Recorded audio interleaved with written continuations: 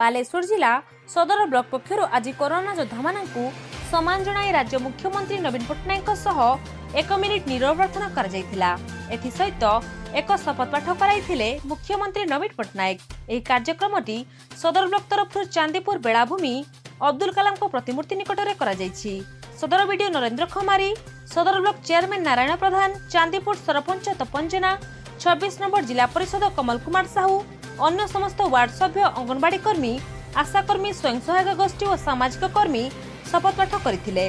Corona लड़ई आम समस्त लड़ई, यह प्रतिटी लोकर लड़ई। ए लड़ई रे मु मध्य सामिल।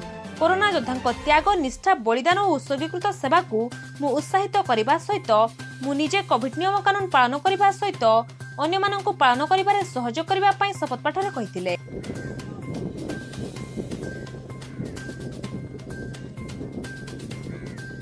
जो कोरोना योद्धा मानक पई जो 1 मिनिट नीरव प्रार्थना करने सदर ब्लॉक तरफ आम चांदीपुर सी बीच कलाम प्रतिमूर्ति सामने आम पालन कलु। ये नीरव प्रार्थना कलु।